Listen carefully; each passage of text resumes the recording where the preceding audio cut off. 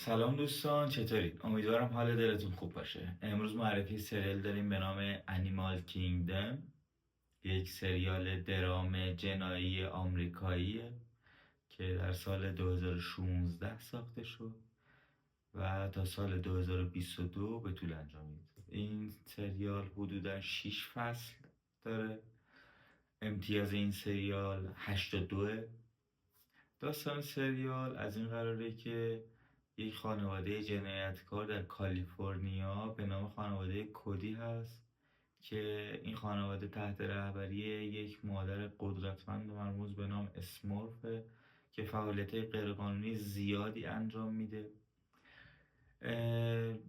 داستان اصلی این سریال حول محور زندگی یک نوجوان 17 ساله است به نام جاشوا یا جی که بعد از فوت مادرش بر اثر مصرف زیاد مواد مخدر مجبور میشه که با خانواده مادریش زندگی کنه. خانواده مادریش اسمرف که مادر بزرگشه و 4 تا دایی داره به نام پاپ، درام، کریک و باز. امیدوارم که از دیدن این سریال لذت ببرین و خوشحال میشم که با کامنت های خوبتون من در جریان دیدنش بذاریم. بریم که ببینیم.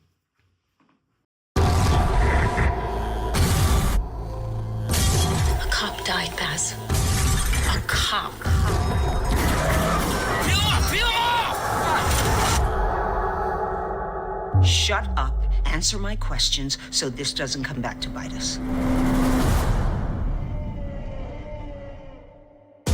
You remember your uncles, don't you, Jay? Hey. Kid seems fine, but it's not a great time to have him around. What's the matter, my baby boy? Are you afraid he's gonna get more attention than you? You're in this family now. You're gonna be seeing things, hearing things that need to stay in this family.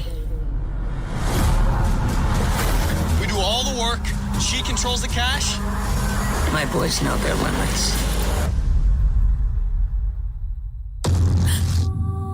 Maybe it's time we cut the cord. You talking about my family? We did things, baby, you and me, huh? Things that your brothers never had to do.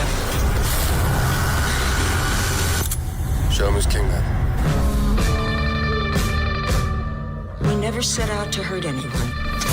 We're not greedy. But sometimes one of these rules gets broken.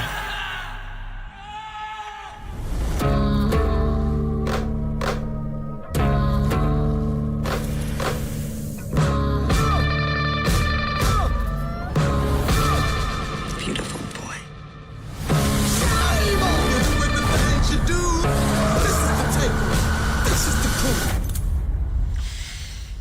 There are no secrets in this family. Not from one another. Especially not from me.